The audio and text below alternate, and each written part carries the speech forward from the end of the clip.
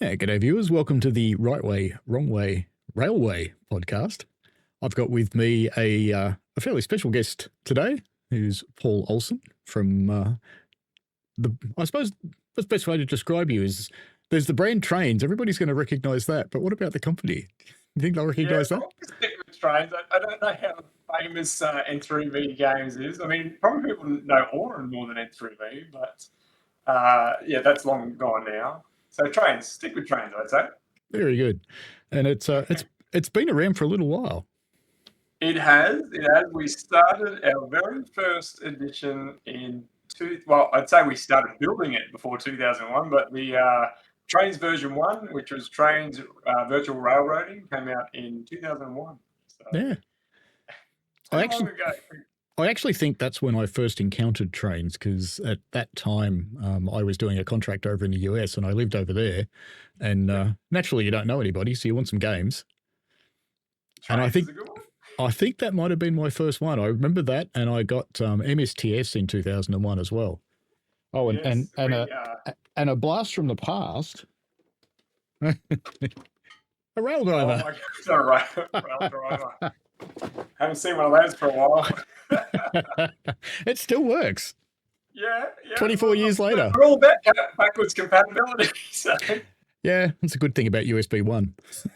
It never expired. But maybe you can tell us a bit about you and how you got into Trainz and games. Sure. How many hours have you got? But we'll try and condense it as best I can. Look, I joined the company in 2001, actually, around the same time as when Trainz was releasing. But before that, Oren was known for its game called Dark Reign, which was a real-time strategy game. So that was the one that put them on the map. And then I guess, from there they started hiring, and I saw the job adverts, and along I came, basically. I wasn't working on Trainz to begin with. They had a few other projects going on.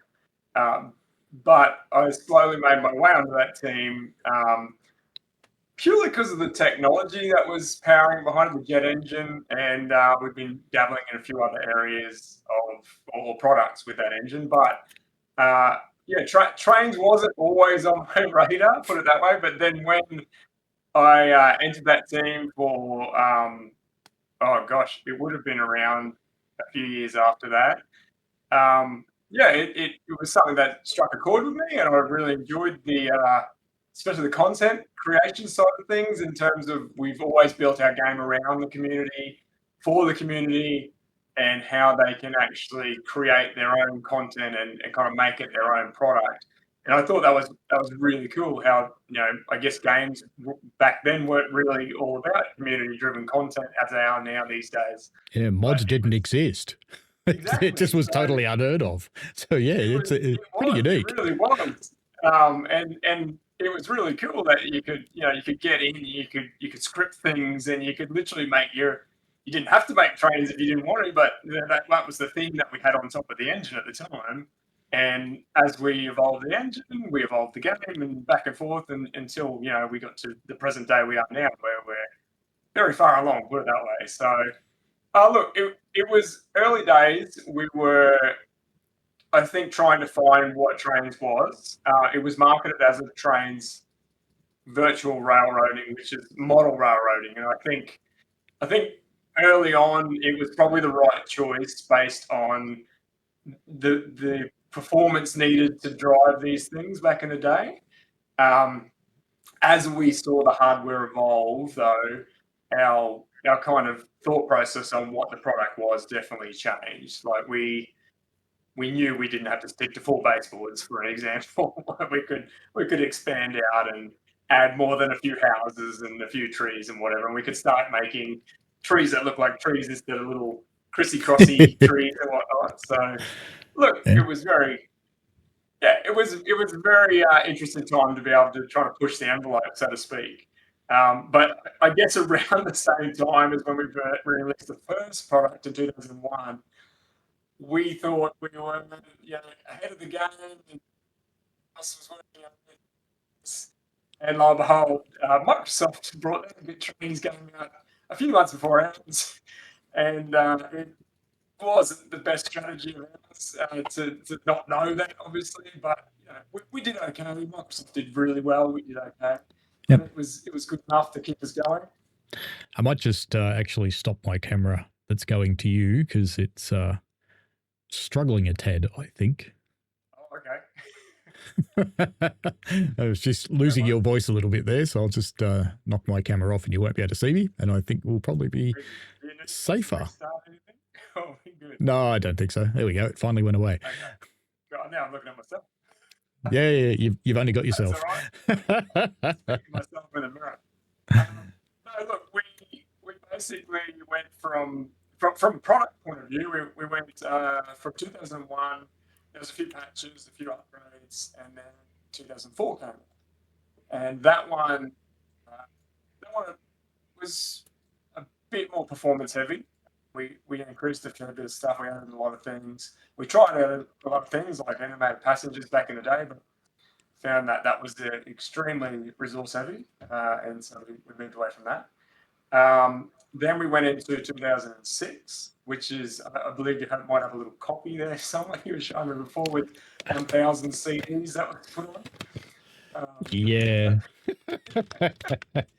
was an interesting one to try and ship. I think it was probably our most expensive product we've ever shipped in terms of materials. So yeah, there wasn't the download your product back then. It was all what you put on the disc, and as soon as you find out you've got bugs X, Y, and Z, you cringe and you try and work out how you're going to get the patch out in the next release when you print a whole bunch more. So it was definitely an interesting time back then when you didn't have the ability to just download the game like we do now, which is a lot better. It's certainly a different world, isn't it, today? It's crazy. I think I'm trying to work out when Steam really hit its stride, for us at least. I know it was definitely after, probably around the 2010 mark or 2009 mark for us. I'm sure there was games on there long before we got on there, but Half-Life. Yeah, just a little game like Half-Life, yeah. But yeah, no, when that really took off for us is when it changed the perspective on, oh, okay, well, we don't need to spend an extra 6 months treading water to try and work out if we've tested the thing 1,000 times over. The introduction of alpha testing and beta testing, and then early beta access, and all this all came into play, which was great. It just meant a little tiny internal team of testers could only do so much. So when we got into this stage, it was more, well, great, we can start to evolve and work out how we can get this group testing this line of content, and they can give us feedback, and we can speed up the testing process and the polish process. And even if we do get it wrong, we can roll a patch out tomorrow, next week, or very quickly, put it that way, instead of going, oh gosh, we've got to try and get out another version on 12 CDs. Yeah, testing a game is certainly a different thing to testing your standard IT type software. It's everything the player does takes you down a different path. But yeah, it's definitely time consuming. That's probably a nice way of putting it. Yeah, and I think that's probably the biggest thing that a gaming audience doesn't appreciate, just how hard it actually is. Well, I think they appreciate the side of when it's done well. I think they don't appreciate it when you miss that thing. So they don't show their appreciation for the hours and hours they're going to get to the point where they enjoy it. Their appreciation is shown by a nice review or something, I guess. So, yeah, I think it's one of those things that if the players are happy, you don't hear very much, and if they're not happy, they are everywhere. Correct. Unfortunately, the loudest ones are the ones that really hate it. So it's, or they tell you their bug's not fixed and they really want you to know about it. But look, I think even with testing I don't say normal game, but our game has so much content, so many features. A game that's been going for over 25 years is always going to have a lot of baggage with it. It's a monster of a product. You get an indie studio that came along now, they're not going to spend 25 years making the game. So we have a massive product, and with that, there are so many things that we could fix. Like we're not going to fix them all, unfortunately. There's just so much stuff that's in that product up to this point. So even back, we're talking 2009 now, around then, there was still thousands of things that we still needed to fix that are on to the to fix list that we knew we were never going to get to. It's all about prioritizing things, and even with our alpha testers and our beta testers, the product was just massive that it was just impossible to fix everything. So I guess sometimes the loudest people got on the list, but most of the time it was, okay, was this a showstopper, or was this a really high priority bug that we needed to sort out because it's affecting the majority of people? And that's how we kind of address bugs at that stage. Well, the really cool thing about it, I guess, is that all that history is a lot of the content that you can get from Download Station actually still works from that era. It does. Which is pretty amazing. It is amazing, but it's also a double-edged sword, because think of it this way. We would have this massive uproar if we said, okay, that square house that is a textured box, we're going to take it down because it's not as good as it could be in this day and age for a building. We would have everyone up in arms saying, I want my box back. I built that back in 2001 and I want to put it on my route. And then we've got the other side of people saying, that's a box with textures. Those graphics are terrible. You can't use that. And so tell them to look at Run 8. It's the best simulator you can get, but yeah. Look, I think that's where we drew the line. We really wanted it all. It's always been about the community, and whether they want to have textured boxes for houses or they want to have 100,000 polygon buildings, we are trying to support it all so they are happy. It's purely a community-driven product, and we basically make the vanilla software for them to come in and create whatever they want to create with it. And that's how we've always been, and we won't be changing that. Like that backwards compatibility means a lot for people, and there's so much content up to this point where it does use the 2001 building. So it would be a shame to have these, not even fiction, like prototypical routes. Plenty of them are out there that people have spent years making, and to have it all ripped out to say, okay, well, start again, it just would be such a shame. So that, we're not ever going to go down that route. We try to advance the graphics as best we can in certain ways to keep that compatibility, and I think we've done a pretty good job up to this point. We've got plenty more to come in the future. We're working on some big changes now, but it will enhance the graphics to a degree. It's never going to change a box texture into some sort of amazing building. But well, it certainly changed over the years, because when I think back to this version, which is the oldest one I've got a box for, 2004, and then I compare that to the Orbost route. I mean, the Orbost route is pretty impressive.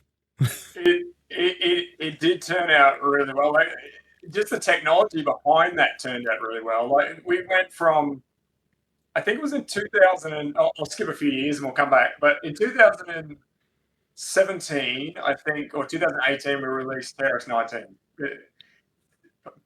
Products are always done like that. They put the number right at the end of the year so they get more out of it. So, yes, 2018 sort Trainz 19. And then at that point, we had a piece of technology called parallax mapping.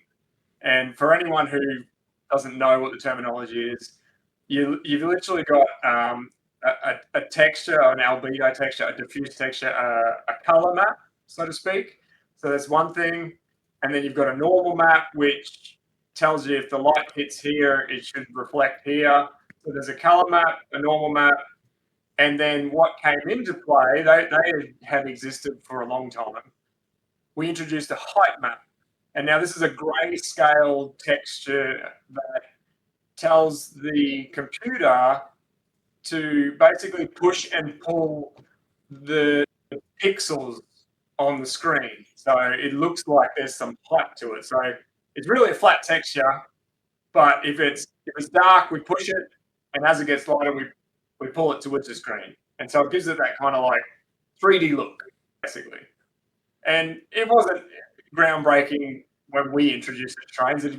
People have been doing it for a long time, but it just, on a scale of what we were talking about on, I don't know, 600 kilometer routes, we had to work out the technology in a way that would be not be performance intensive. So 2019 is when we introduced this parallax mapping, and we noticed that the ground went from these kind of high-ish resolution textures, if they were using those. There's plenty of low resolution textures, but it went from flat textures to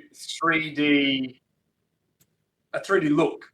And then on top of that, we put this clutter and this grass, and we were then able to take someone's route from 2001 with their boxy buildings and their pixelated textures on the ground, and we realized that the majority of the time people are driving trains or looking at the horizon, at least maybe 50-60% of it downwards was ground.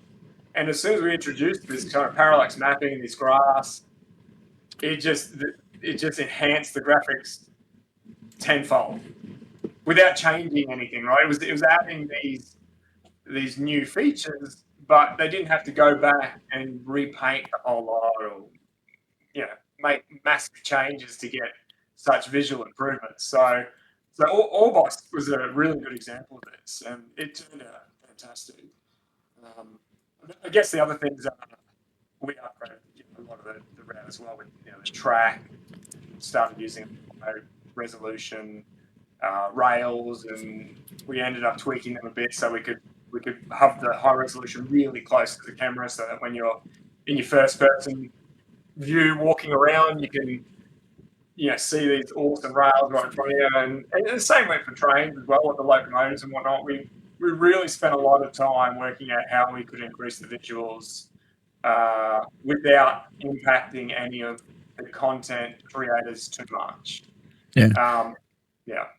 I think the approach that you take to the world is actually quite unique too, because most games, when you talk about a world, they actually talk about the world and they try and simulate everything you can see. Whereas Trainz totally, without asking for any apologies or anything from anyone, just goes, we're using blocks. And you can make these massive routes because you don't have all that baggage of the rest of the world. And when you're sitting there in your train, you have no idea that, the world disappears 20 meters over there. It's gone. It doesn't exist. Yeah, that's part of the key to actually how we've been able to, I guess, allow these routes to go on forever. So, I mean, it's probably was our own technology at the time back in the day. It's evolved over many, many years, and we've changed our approach several times, but I'm sure it's not a new technology anymore. But we basically have these squares, they're baseboards, we call them. And when you're on a baseboard and the surrounding baseboards around you, they basically are high resolution, and as they go off in the distance, they load. So I'm sure you can do this with many games and look into the background and notice things. If you look into Trainz, you can see a nice mountain in the background might start to look a little bit less nice as you start to get away from it. So it's LOD. It's how it works. If you don't have it, your computer's going to, no matter how fast you've got whatever your computer, it'll just catch fire. Yeah. Yeah. So it's just it's how we've got around it by creating these baseboards, and we can literally know how far they are away from the camera, and we can log which ones. Yeah. And I suppose one of the cool aspects of that as a player is when you start to zoom out and go up, you've got a map just like that. Yes, that was very handy to be able to make the map, because there's a little bit of clever technology that goes on where it takes the average of a grid within that baseboard to actually plot the color of the map. So we take the ground textures, we do a bit of pre-caching before the game starts, or even when we build the release build, and it kind of knows what average color each of the ground textures are, and then it just says, okay, that brown's going to be used where that ground texture is, and so that's where you end up getting these 2D maps, which are now actually, we've got HD terrain, it's actually a 3D map. So we don't actually go back to the 2D map anymore. It zooms out to satellite view, and it's still all 3D. So we actually explained the old way of doing it. We don't do that anymore, but that's coming out very soon to everyone. There's some pretty cool technology on its way. Yes. Yeah, looking forward to the changes. We recently, the franchise has moved over onto console, which has gotten some people excited. It's recent for most people. It's been about 3 years for us. It's very time consuming trying to go to another platform. Xbox was definitely had its challenges, I'll say. Both with the technology, because obviously we're having to port to a new platform that we've never ever been able to access before, and I guess in the good sense, and I think I've spoken to you about this before, we went with Xbox because it was the easier of the two platforms to move across to start off with. We're on PC, and that's Microsoft, so Windows, and so it's not too much of a jump to Xbox, but there's still just enough annoyance that it does take years instead of a quicker approach. Yeah, it's got things that trip people up. So in PC, you've got quite separate, with most PCs anyway, you've got quite separate system memory and video memory. Whereas in the Xbox, it moves that boundary. It's a funny one. We definitely hit a lot of memory limitations, especially with HTML. HTML is probably one of our biggest routes that we have. And so it was rather ambitious to put that one on Xbox, not to mention the upgrades we had to do to it to, I guess, not even get it to perform well, but just so that it was the quality that we wanted on Xbox when we released. It definitely, there was times when we'd be playing the game and then we wouldn't be playing the game. We would have crashed, we were wondering what's going on. So we did a lot of profiling to find out what we could do there. We did a lot of texture limitation, so memory limitation in terms of the textures and limiting what was loading at the time and streaming in. There were several months there where we were just pulling our hair and trying to make it work. It ended up working quite well, basically, and we moved a lot of that code back onto PC. And then we released a patch and found out that not all PCs are equal either. So when we're testing it internally on one of the PCs that we test on them with the beta testers and the alpha beta testers, some of the implementations that we put on for Xbox on the limitations. Another one which was interesting to port to was the iPad. We did that in, oh gosh, don't quote me on the year. There's been too many products and too many years that have gone by. But it was around about 2010, 11, somewhere around that. And Chris Bergman, who's one of the other directors, he came to me with, he likes to tinker in his own time, and he came to me with a port of Trainz on the iPad, and I think it was around this time. I think it might have been earlier, but I don't think it was. And I said to him, "Why are we releasing Trainz version 1? So the content that came out in 2001 was the only content that would run on iPad because it was so underpowered, it wasn't fun." And I looked at it, and we're all used to looking at, oh gosh, if it's 2011 I'm talking about, we nearly released Trainz 12, which was a big jump from 2001. And I instantly saw it on the iPad and I had mixed feelings. I always want people to see the best in Trainz, and visually, I'm big on the visual, so I push for some visual changes when I can. And I saw the old content on iPad, and I thought, this is going to be either a horrible idea because people will think that Trainz now looks like this again, or it's going to be a genius idea because now it gets it in the hands of people that wouldn't have been exposed to Trainz because they either don't play PC or they don't even know us, or a few other things. Anyway, it seemed like a big waste to not release it. So away we went, and it was a pretty good success. I couldn't believe that how crazy it went. People were right into it.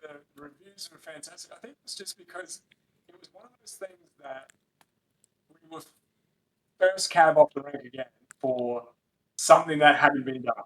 Like, people had not experienced a level of simulation or content creation on the iPad of this sort of caliber. Even though it was pushing a 2001 product, the functionality and, I guess, Trainz in itself, there wasn't many train simulation games on there at the time.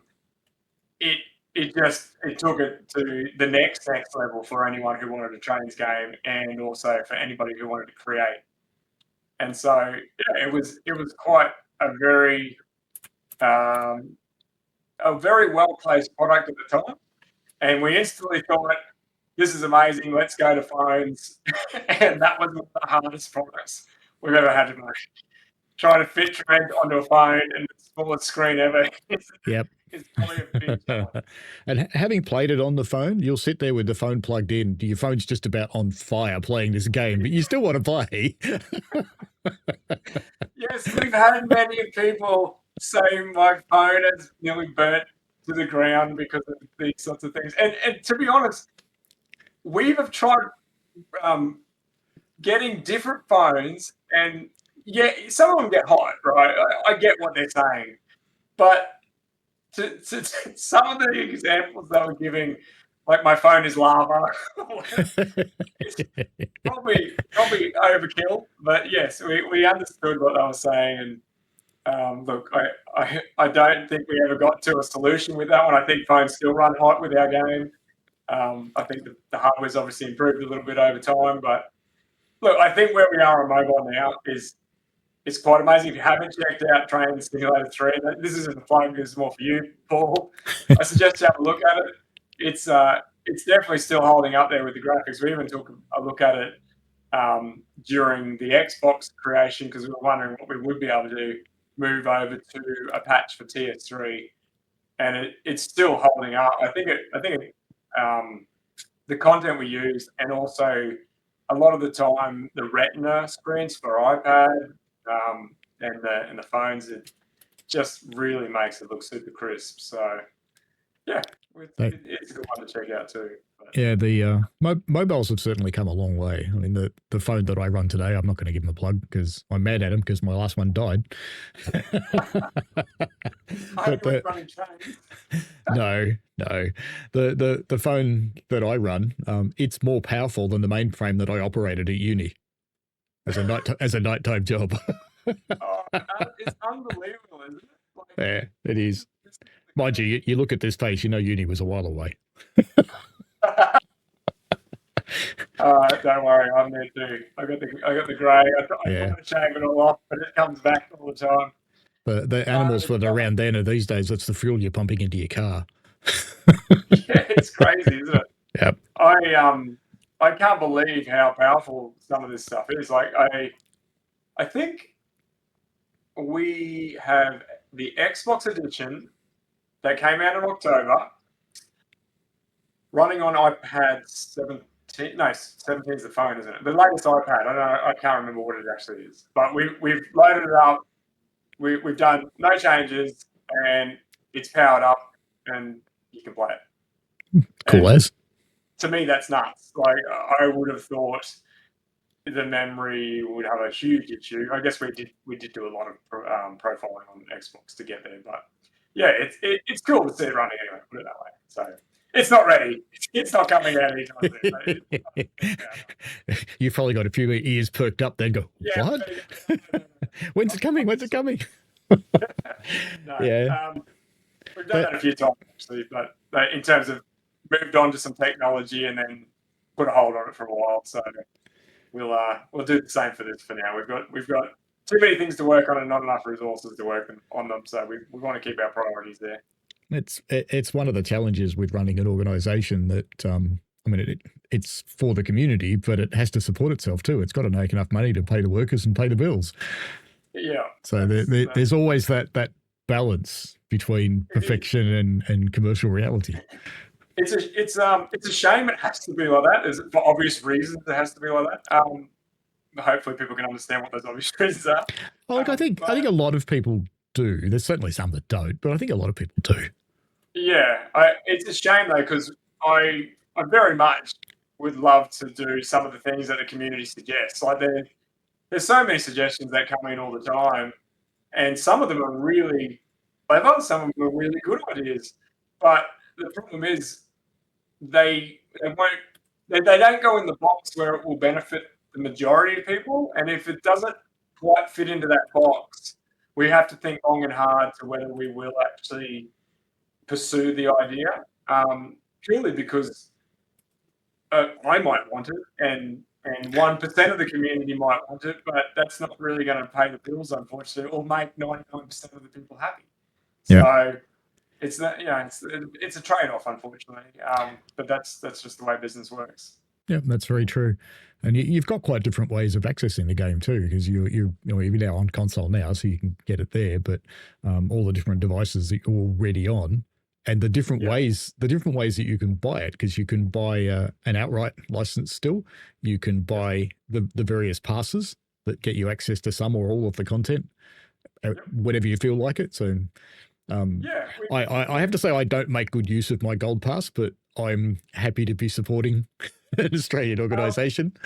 That's very good to hear. Thanks. I mean, I might say I don't make a lot of use of my subscriptions either, and that goes across all the subscriptions I have. But look, I think it's the value that people can get. Well, there's a two-pronged approach with our subscriptions.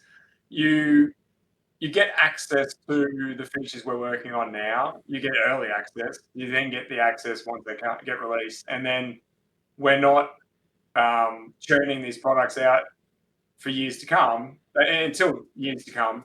So you're getting those features well in advance to enjoy until that standalone product comes. So that person who buys that standalone product, it's new to them, but you've probably had it for 3 years or whatever feature you're using. So, and by then you've got another lot of features that they won't be getting. So there's always this.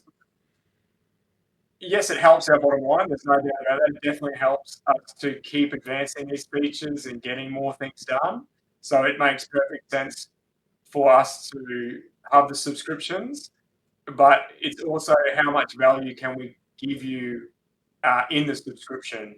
And so there's Trainz Plus Standard and Trainz Plus Gold, and Gold's a few dollars more, but you get access to the entire suite of the DLC for as long as you keep the subscription for. So there's a lot of DLC. No kidding.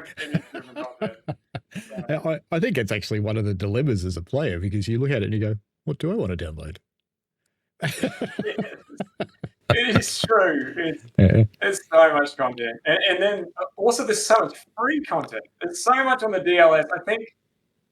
I'm pretty sure we're close to maybe 700,000, 800,000 objects on the download station. Which is pretty amazing. And I have to say that the download station it's quite good these days. I remember in the past you had to actually go and figure out what the dependencies were and go and find them. And these days it just happens. So you just sit there watching it going, okay, it's finished that one. Am I going to play now? It's downloading another one. Yeah, it does a lot better job than it did back in the early days, that's for sure. We definitely cleaned a lot of stuff up and made it a lot easier. There still is a little few things that people could download where they'll be missing a few things, but this is the older content I'm talking about. But most of the stuff has made its way onto the DLS, which is good. Yep. So yeah, look, that thing, honestly, that thing's the lifeblood of Trainz. Like people go on there, or even new people come on there and they go, I want a tree. And they just type in tree and they're just overrun by 10,741 trees. It really is. It's amazing how much the community have over the years have contributed to the DLS. It is the lifeblood of Trainz. Like you will not find a route that does not have DLS content in it. People just use it over and over and over and over again. And we've had so many contributors. We've had so many people who have passed, unfortunately, that were amazing contributors. That's how old Trainz is. We're starting to, see people come and go, unfortunately, that have contributed thousands and thousands of objects, and I guess their legacy will forever live on in Trainz. It's an amazing community. A little bit of them. Yeah. It's actually just occurred to me because 2001, this is the 25th year, isn't it? Yeah, it is. 25th year. Yeah. Yeah, it needs a 25th birthday. yeah, for sure. It's been going for an awfully long time, and look, I hope it goes for another 25 years for the community's sake. Like they're also it's funny. I always think we're a big company, but we're not. We're a small company. We've only got 10, 15 people that work for us. We're not massive. We're not 100 people strong. We all enjoy what we do. We're really essential to the business. We wear multiple hats, many of us, and every choice we make is a decision that we all get involved in, and hone things down to make sure that we're enjoying working on what we want to enjoy working on, and we're doing it for the community. That's our decision-making process, basically. And with that small team that we have, it means that we don't have to act like we can't talk to our community face-to-face or one-on-one. I don't like that in big companies where they completely block their user base out, and the directors sit back behind managers and managers sit back behind support staff. It's just not a thing I want to really ever get back into. Like Orange has been 100 people strong, and we've been up and down. N3V's come out of that, and it's something that I don't want to get back to. I'm happy to talk shop with a lot of the content creators and guide them and get my hands dirty on helping them with their content, getting involved in the features. Like we're a really tight-knit group, and it's kind of something special that we've grown in this way. And I think even COVID, when everyone was working from home, we were working from home since about 2013, 2014. So it was nothing new to us when COVID came around. And we've just mowed it on through it. Yeah, pretty much. It was like everyone was in panic mode, but we were like, "Oh, you're working from home?" Yeah, well, I know someone who's one of your support people, but he's also one of the content creators who makes some amazing stuff. And he works on the same railway I do. Yeah, he's amazing. He's been around forever. He's in furniture in everyone's houses. I think we all are, actually. I don't think anyone ever leaves. We just keep slowly adding on more and more people slowly. Yeah, they love it, so that's good to hear. Yeah. But Zach has some amazing content. He's contributed so much to Trainz over the years, and I'd be lost without it. He has so much more Trainz knowledge than I ever will. So he's my go-to man for asking Trainz information when I get a bit lost with it all. Yeah, well, he's got to be. Well, I know he is, but he's got to be an incredibly patient person because he's supporting something that's got so much community content in it, which gives you so many avenues for something to go wrong. That somehow he holds it together and gets people over the line and gets them going again. So yeah, he's a very patient person, and he's very respectful as well. So he's a very good asset to Trainz, and he's been supporting me in the content creation side of things for a long time. So yeah, so any Trainz fans who are watching this, what you want to do is look up Zekro. Hang on a moment. Yeah, I mean, we can free form it, or we can get back to a Megman on the history. So, I think we've actually covered quite a lot of the questions, but I suppose the next one I asked there, and I know the answer to this question because we've chatted about it before, but so Trainz very much is a simulator. It is very much a game. It's there for learning and entertainment, and it's got some aspects of real railways in it, and it's still got some aspects of model railway kind of behaviour in it. Yep. Do you see it as a competitor to other simulation games, or do you see it as complementary to other simulation games? Look, I think everyone in their genre would love to be on top and be the best product you can be against or even have a monopoly. But look, that's never going to be the case in any genre or game anymore. There's just so many of them. So look, we're another simulator in a long line of simulators, but I think what we offer is quite unique in terms of the train simulation genre category.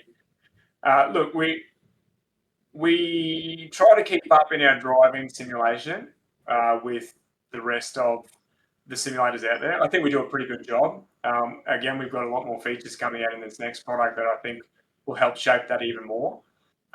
We've also targeting more features that I think the competitors don't have, and that's where we are really finding our stride and separating ourselves from anything that's on the market. And that will come into play where you see Trainz Living Railroad is going to start to come online in a big way in this product coming in, but more than probably the following year or so with Trainz Plus people is you literally load up the route that you've been creating or a route that you want to play someone else has created.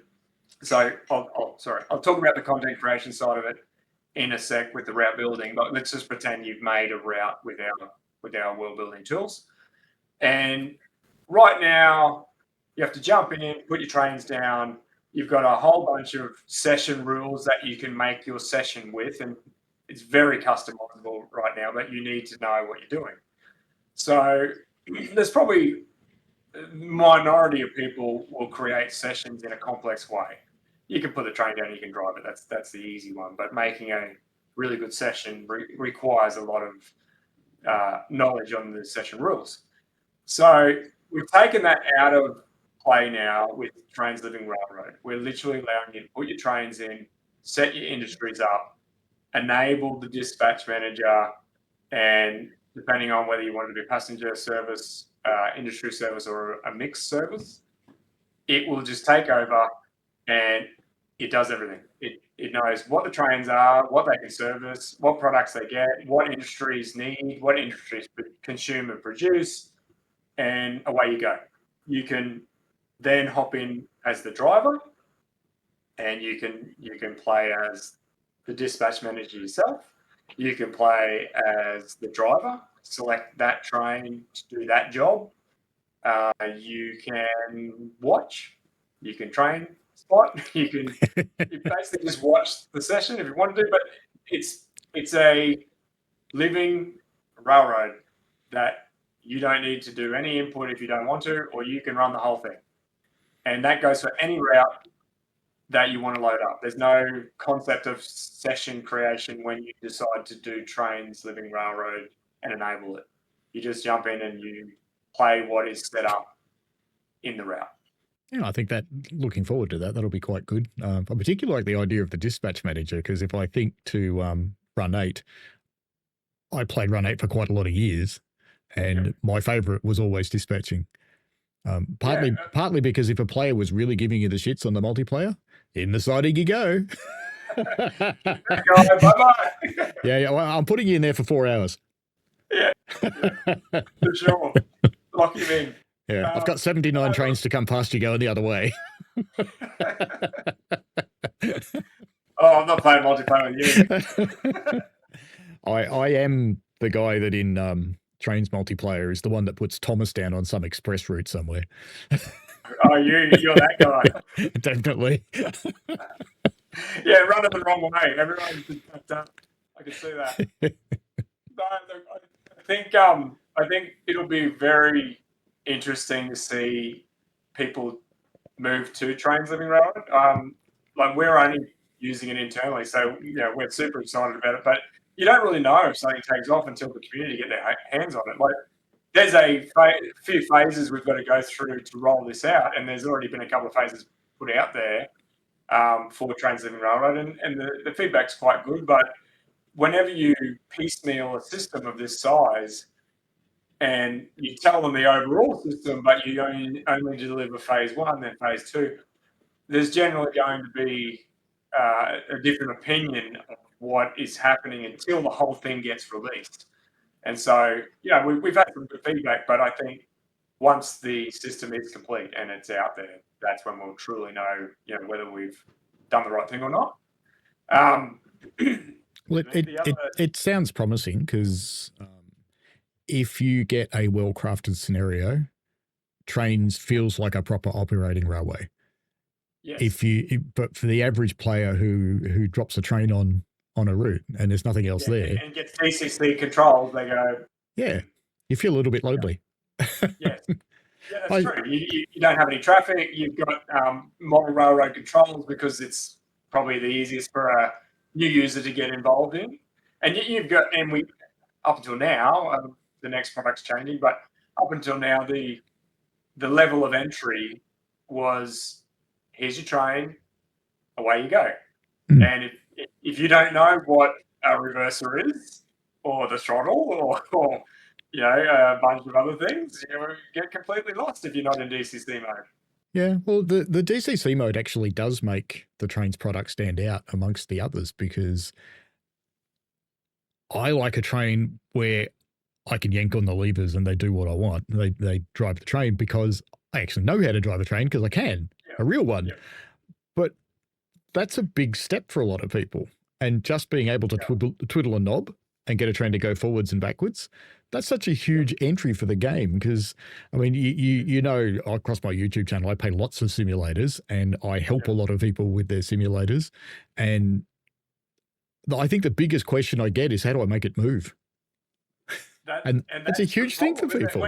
When you buy into a simulator, generally that's what you're doing. You're going to be jumping in and simulating the real world. And that's a problem when you're talking about simulation and people who don't do it in the real world. Yeah, and even though I actually can drive real trains, I mean, officially I'm a fireman, but I do drive. There's a simulator called Zeusy, which scares the crap out of me because it's the most complex German trains that exist, and you really need to drive them. Look, I know what you're talking about because we've had many DLC or just DLS content come through, and these trains are fully scripted. Like creators buy into this big time. Like they want to make every aspect of their cab interactive and super realistic. So we've had many of this scenario, but you hop in the train that they've built and you go to use DCC mode to make sure it kind of operates quickly, and then you'll get into the realistic cab controls later and check it out as long as the simple version or the easy version works. And DCC is disabled. Can't use easy mode. So instantly we go, okay, this is interesting. And we look into the scripts and they've disabled it because they want you to use realistic makers. Over in my world, you do not use DCC mode. Yeah. And that, of course, you're like, well, now I can't get easy mode to work, realistic mode to work either. Oh wait, let me go find a handbook on how this particular so I can work out how to turn it on, get it started. And it's just, they go to the nth degree to make it super realistic, and that's awesome. Like, it's amazing, but unfortunately, talking about people who aren't trained drivers, as you say, you can't do that to people. They will literally say, this is amazing, but it doesn't work, it's broken. Yeah. And that person who's made that really complex thing is probably quite proud of their achievement and then wonder why they sold 3 of them. That's so. And it's all we have to say to them, look, you need an easy mode. Like, you can't just release with this super complex thing where you're making them get out of the cab, go down, do something down halfway down the engine, and it's just the amount of effort they go to is brilliant. I love it, but there needs to be something for everyone when we do release something, especially if it's paid for. Like, yeah, the DLS, sure, put it up there, put a wiki page up there, put a instruction video somewhere so that people can get started. But if people are actually parting with money, there has to be a quality level there that allows everyone the entry level for everyone. Yeah, it's like people who talk about how they want more realistic steam firing in train simulators, and I always ask them, do you really? Do you actually want a game that you will have to train with someone else by your side for 18 months before you can competently do it? Yeah, imagine that. Imagine it was real time too. Yeah. Yes, it's an interesting one. Like I come from a gaming background and a tech background, and sometimes Zach has to put me in my place about reminding me that he's a simulator, and sometimes I've got to put him in his place and reminding him that he's a simulator based on people who play games. So it's a very interesting mix. One of the examples was I was working with him on the tutorials, and I wanted to put a cow on the tracks, and I didn't know anything that happened to the cow. I wanted to teach people about the emergency brake. So I wanted to put a cow on the tracks, and then he said that's a terrible idea. There's never any way, shape, or form do we want people driving on cows. So he convinced me that was a terrible idea, and so we didn't go with that. So I went with a wood cow. Like, so your instructor was putting a cutout cow on the tracks, and actually hit it, split apart or whatever, and told you were bad. You put the handbrake on, the emergency brake. But anyway, it was rubbish, and no one in the real world would ever do that. So real cows do get on the track. They do, and I can tell you that cleaning them out from the bottom of a steam engine. Probably not be great. Yeah. Cleaning cow out from the bottom of a steam engine is not a fun job. Oh, and the amount of effort we would have to go to make that look good. We shot down quite quickly. Yeah. Then you'd be heading into Derail Valley territory. I don't think even they've done a cow. Oh, really? Oh, well, they can do it first, and then we'll see if it's. Actually, they've done chickens. You can run over chickens in Derail Valley. Yeah, it's quite a good game, though. I do enjoy it. It is fun. You can be serious, or you can be completely silly, or you're some mix in the middle. Yeah, that's true. It's a bit of a, and again, they've hit the nail on the head. Like, you've got to get spread it as wide as you can for your audience, and that, I think you're never going to only get real life Trainz people or people who love simulation or gamers only. Like, it's going to be a mix of everyone, and if you don't cater for that, which is what we try to do, then I think you're going to do really well in one of those categories if you go hardcore and that's the one you want to go for. That's great, but that's not us. We're trying to cater for everyone, and there's a negative to that as well. We get people say this isn't realistic. I don't like it. And it's like, well, that's fine. I get you don't like easy controls. If you explore a little bit or move on, you might find the realistic controls and you might get into it. But if you've given up at that point because you were expecting the hardcore simulation straight up, then that's okay. Like, yep. That's the route we've chosen to go with, and we're trying to cater for everyone. So, look, I think for your initial question, to circle right back to it, I think we are excelling in areas like Trainz Living Railroad, and that's coming out soon.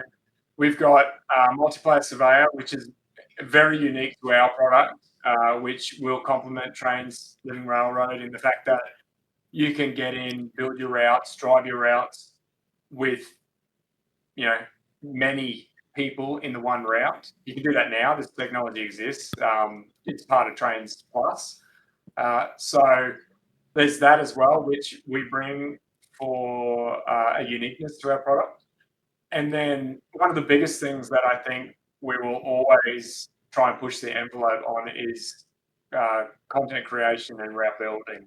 We've got our world building tools, which we've switched over to Surveyor 2.0 now. We've been there for a while, but even I don't know the percentage of our community, but a lot of them are using Classic, the legacy Surveyor. They don't like change. They don't want to move on. But it's so obsolete compared to the new Surveyor. And if you spent a few days looking around and exploring it, you would realise that those tools are so much more advanced than the Classic Surveyor. So that's where we're headed. We're always going to be expanding our world building tools because we love putting the creation in the hands of the people, and so I think a lot of simulation out there don't offer those sorts of things, like the Train Living Railroad, the multiplayer surveyor, and the world building tools in general that allow people to share their creations and there's together online. I think there's probably only 3 that I would consider relatively mainstream that even have an accessible world builder. And there's Trainz, which is a user accessible world builder. Anybody can go and build a world. I've made some stuff, nothing that I would ever show anybody, but I've made stuff. I'm in that category. And there's Roblox is probably a huge one now for world builders. There's a bunch of kids from the age of about 10 up to about 20 something who are building the railway I work on, the Heritage Railway. And what they're building is just amazing. Does it work properly all the time? Do trains shoot off into space sometimes? Yes. But what they're doing with a bunch of kids who've got no computer experience in this game, it's just amazing. That's awesome. I love seeing that sort of stuff. Yeah, and that's the next generation, and they will build stuff that's probably a little bit more serious, and they'll want some more interesting graphics, and they'll probably head towards Trainz because I think it's quite a user accessible editor. There's a couple of other train games that do have editors. I mean, there's Train Simulator itself does. It's not the most accessible editor on the planet. It's actually quite confusing to use until you know how to do it. And then there's TSW. That editor is diabolical. You need to know Unreal. If you don't know Unreal, you're not getting anywhere. It's an interesting one, that one. Not to harp on our competitors too much, because I don't particularly want to do that. But we were at a crossroad where we were going to upgrade our engine internally, or we were going to move to a different engine. And based on our understanding and research and the roadmap ahead, we went with upgrading our own engine, which has its cons. Like, it's not all pros, but one pro was we would get to control what happens with our world builder, and we saw that. Like I say, we've always been about community and creation, and that was something we couldn't compromise on. Like, we didn't want to be stuck having one product that's 10 years old that people could still build stuff on, and a brand new product that they can't build stuff on very easily. So that's something that we made the decision to go down and continue upgrading our own engine so that we could keep backwards compatibility with all the content and allow our surveyor tools or our world building tools to continue to grow and not have to compromise. So that's a big pro. The cons are we have to do the entire engine upgrade ourselves, and we'll forever have to do that. So we don't get Unreal, Unity, Unigine. All these engines have whole teams working on them, right? They'll have ray tracing 10 years before we do. So it's a problem in that respect. But yeah, you've got wheels that go round, though. What's that? You've got wheels that go round. Well, it's trickery in Unreal. There's nothing in Unreal that spins. It just doesn't support it. Really? Yeah, it's just blurry textures, making it look like they go around. Yeah. Geez. Yeah. And Unity has the concept of a turning wheel, but if you want any kind of performance, very simplistic that you can I'm, implement. Anyway, yeah, let's not focus on the yeah, things it's that just different engines, but yes, I fair enough. yeah, I suppose the Look, if you community. go back to 2001, I think you'll find some wheels that don't go around. There were a few. The community focus does raise an interesting question actually for the console users. Would Surveyor and Download Station be something that's even possible on a console? Given that you have to certify everything. It's a very good question. Look, Surveyor, yes, definitely. DLS is. I'm not going to comment because we're going to get to a point where it will or won't. I think we are looking good, but I don't want to commit to anything. I can understand that because consoles is quite a different world because it's on PC, you put out a product and you sink or swim based on the strengths of your product. But on console, you've got to pass certification, which is tough. Yeah, that's an interesting journey in itself. That's to say it nicely. No, look, I'm looking to the future for Surveyor to be on console, and we've already started the port for PlayStation. That one is looking to be a port of the current version so that we can just get on PlayStation, but the focus is to get Surveyor onto console, and it's coming very soon to mobile on the tablets. Oh, cool. And then we'll move on to the not the iPhone, the phones. I say iPhone all the time, but it'll be both phones.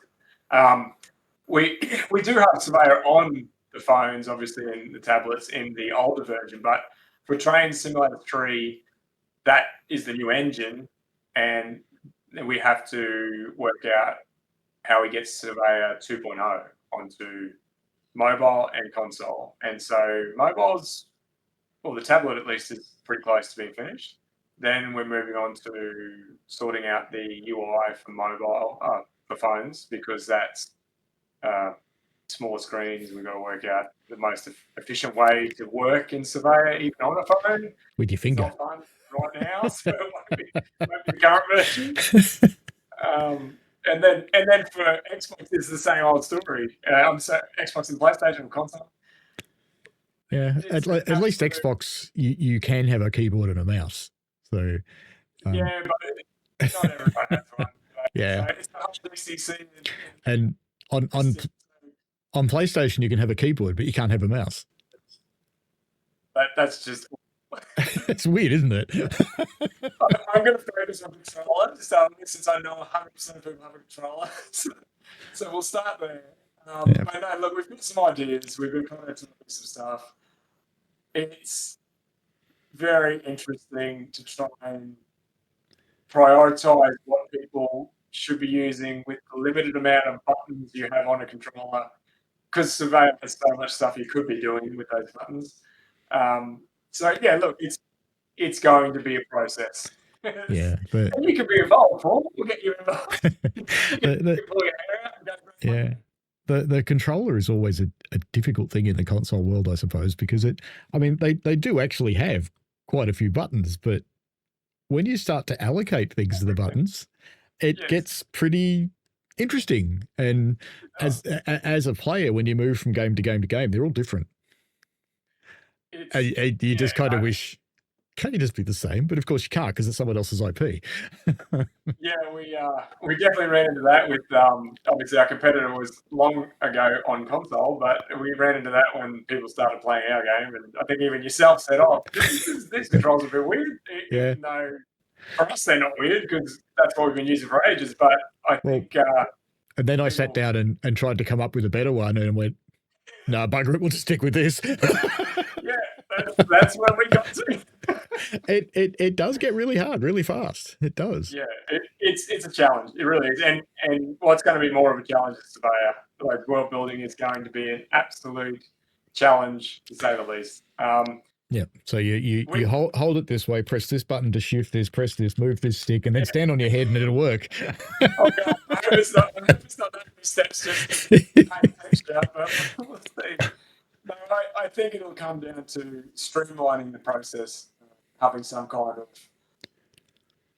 This is the introductory surveyor, and then once you get used to using it in a little bit of over the hours of using it, then we go, you'll start to unlock more and more things to enter into different UIs in different ways. It's just too much that we can't fit it all in a control, but we need to prioritize what's going to go on there first so that people aren't overwhelmed. Yeah, I imagine it would be a combination of controller and probably radial menus to choose what your controller is doing at that moment in time. Yeah, it'll be a bunch of that. So look, it's a fun challenge. I'm looking forward to it. It's just there's so many other challenges we have to solve before that. So. Yeah. You mentioned going on to PlayStation. That will excite people because one of the most common questions I had when I was doing the live streams was PlayStation when. Oh yeah. Well, look, we always knew it was a much larger market. Unfortunately, like I said, the size of the teams isn't overly big, so we have to prioritize what we're going to work on and what makes more sense. We could have done PlayStation first, but we'd be another year out still. So it's just one of those things that that's the way it lined up, and it will come. You'll find the other exciting thing that what works on the dev kit doesn't necessarily work on the real one too. Yes. It's pretty exciting. I don't know if exciting is the word I'd use, but on the journey. Yeah, I know a few people that build for different games, and PlayStation is a beast to build for. Oh. And getting it through the process can be quite interesting as well.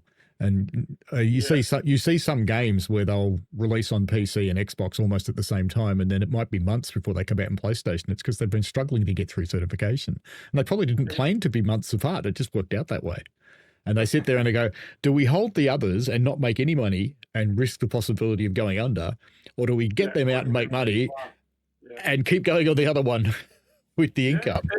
And that's unfortunately the business decisions you're going to make, isn't it? Like, and then the users are left scratching their head, going, "That doesn't make sense. Why did they hold PlayStation? That's just stupid." Yep. There's a reason for that. Yes. And I suppose one of the advantages that N3V's got, because you're smaller, is you all play the game. Yeah. So you don't have to go, well, in today's meeting, let's put ourselves in the player's shoes, because you always are. Yeah, I mean, it is multiple hats all of us wear. We all get in, we all test, we all get in and content create, or the majority of us. I mean, it's hard to get the programs to do it because they want to do everything in bulk. I'll just write software to put all the trees everywhere. That's exactly right. They just want to write a script and it just floods everything with trees. But look, it's very handy to be across it in that way. I'll say it's very time consuming. So, our speed in which we get things done is unfortunately probably not as quick as a 100-man studio, but we also have the ability to pivot when we want to, if we see an opportunity where we don't have to decide, what are those 95 people going to be working on while we work this out for 2 weeks. Like we can pivot overnight and have a conversation with everyone and be on the same page within hours. So it's quite nice to be a tight knit development team. And yeah, like I said, we've been big. We don't want to be there again. So it is really difficult. So I've talked about my train role, but in real life, I work in IT, and I do lead people. And at times my team is quite small, and other times my team's really big. And I always like it when it's small because it's like a little family. Everybody gets along. Everybody's free to discuss ideas. People bring up the most outlandish ideas that turn out to be the best thing we've ever done. And in a big team, that person gets put in the corner. Yeah, that's right. The manager has the goal, or the person directing the large team has the goal, and this is what we're sticking to. Even if you have your own opinion, you do the work, and we'll eventually hear from you. Yeah. So, no, look, we're very, very happy with where we're at, and hopefully the community is too. I mean, obviously, we do our best to service as many features and as much content and as many bug fixes as we can. And it's always hard with the size we are, but it is what it is, and we're happy. Yeah. So, look, I think it'll be interesting when we get console truly out. So we get PlayStation out there. There is talk of a Nintendo product, but it's all talk at the moment. So don't get Nintendo fans out there, don't get excited. But it's possible with the latest console. The original was quite resource poor. We might have ended up with Trainz version 1 again. Yeah, I can guess which one you're talking about. It's not a bad little unit, actually. Yeah, I haven't got one, but I'm sure if we journey down that path, we will be picking up a number 2. But yeah, look, I often spend my weekends with my kids playing multiplayer Surveyor because, as you say, the roadblock community, they just love to get in there and tinker and build whatever. And my kids, they like Trainz, but they're not that mad on Trainz, but they love building. And so we hop in a world, and the DLS provides as much content as they want, and there's a lot of packages that you can get on NPS that has a mountain of content as well, and they're just happy all playing together and building all sorts of things. So it's actually a really cool piece of technology that. It's also setting them up for the possibility of an interesting career. I get asked about that all the time with my kids. It's a hard one, that one. I tell them to go with kids. Don't worry about working. They're growing up too fast, but I'm sure that's all kids these days with the technology that they have. Yeah, it's pretty normal. Yeah, having been in a youth organisation, I won't go into which one, but having been in a youth organisation, it is amazing what kids can do. It's just absolutely amazing. I thought we were advanced when we were kids, but they're light years ahead of where we were. Oh yeah, absolutely.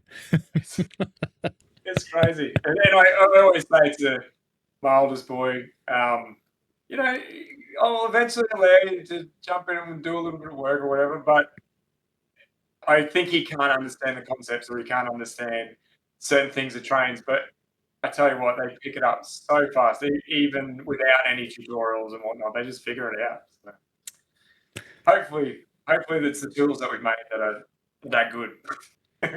Yeah, look, they must be good enough that people are picking it up if there isn't tutorial material and they're getting in there and starting to make stuff, which is a good thing, because if you think about train simulation, it's a very niche kind of topic, and to get people interested in it to the point where they'll actually make an effort and build something, that's a pretty good success.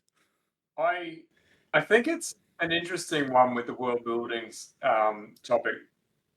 The users, like our new users, they come in, they'll do most of them will do the driving and do the tutorials, and then the longevity, I think, is the world building and getting involved in content creation. Like that no doubt is where people love to sink their teeth into. And once you get a taste for it, it's really strange.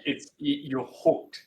Like you don't mind spending hours sculpting a terrain, finding the right dirt texture, painting black spots under the tree so it looks like shadows. Like tree doesn't look like. You can spend hours on this stuff, and I guess it relates straight back to the early days before Trainz existed, when you were in your garage and you wanted to make a huge train model set because it's cool. You just want to make it as realistic and put as much effort into it as possible, and that just translates into ease of use when you bring it to the digital world. Like you can't stuff it up, really. Like you didn't like the mountain, you delete it and start again.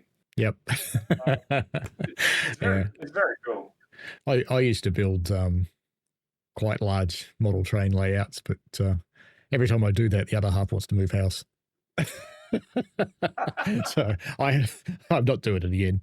They live in a cupboard up there. No, you don't have to anymore. You do it digitally.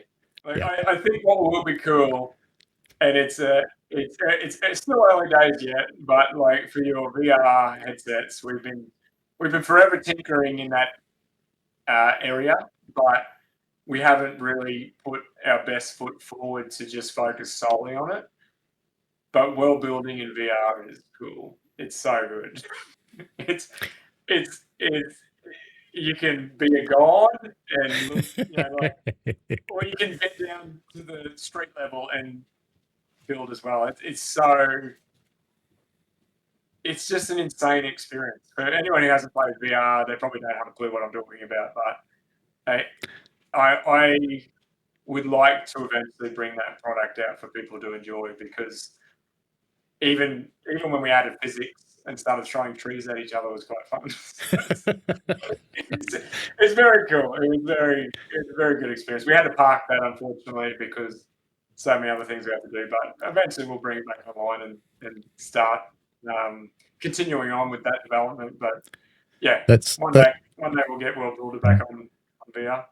Throwing trees at each other in VR could actually be a really cool game. You should sell it. Yes. Well, we made it a game, that's for sure. It was very interesting. But it was fun. I think we had Sabino route. Sabino Lake was the route we were in, and we were pulling up all the trees and picking up the houses, and throwing them all around. It was a very fun experience. Probably needed a little bit more work before we made it into a product, but it was good. Yeah. I think a lot of the VR software fits into the category of could do with a little more work.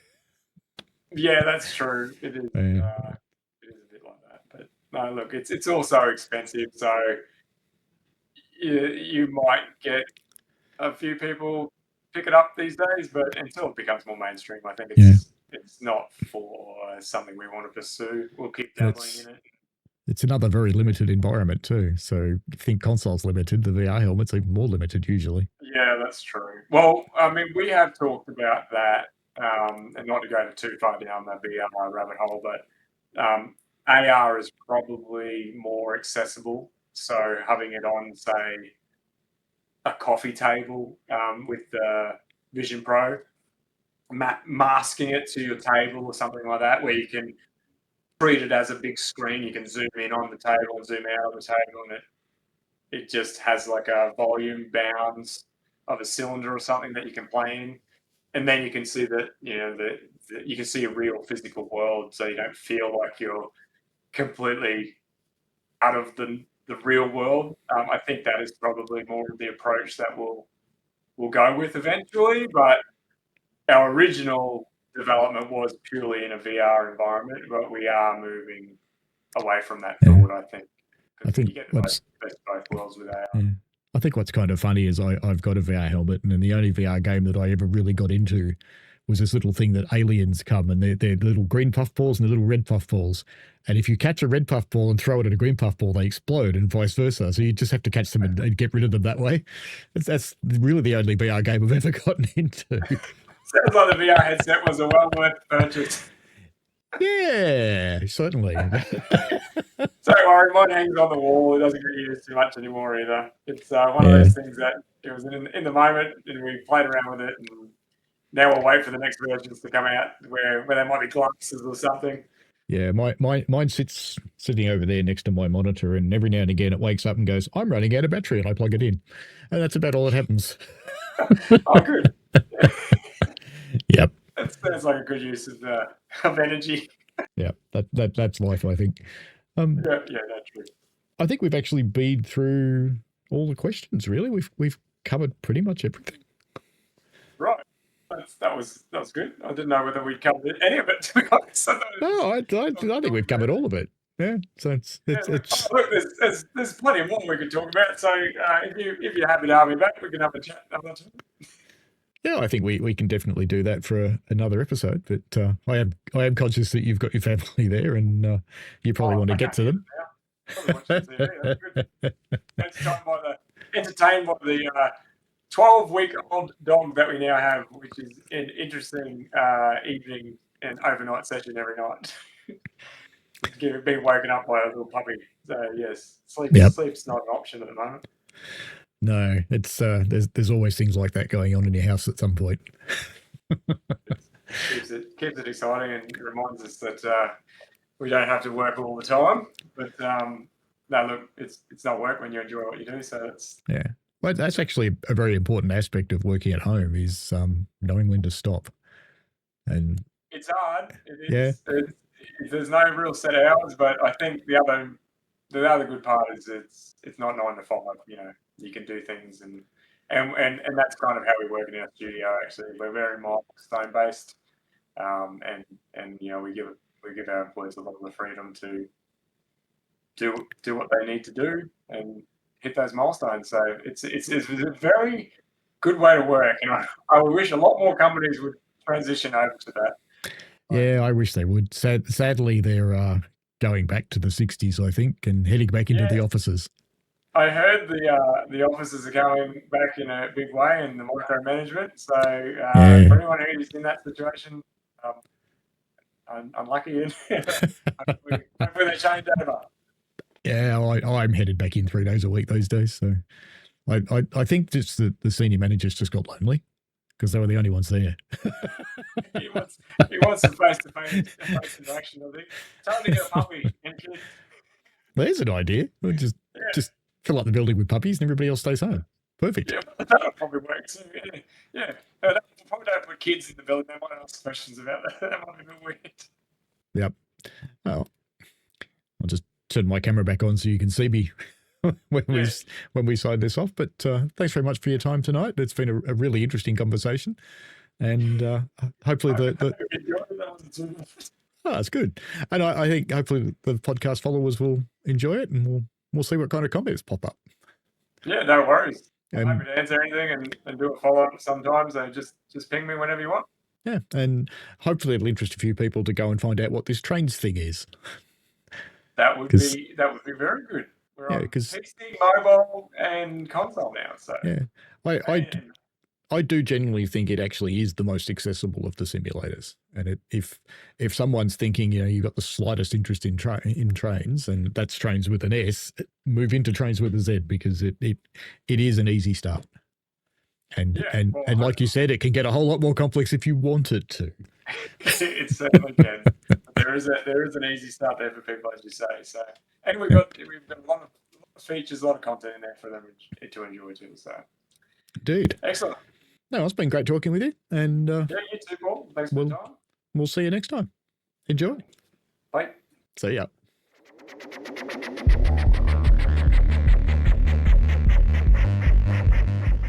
We played a game.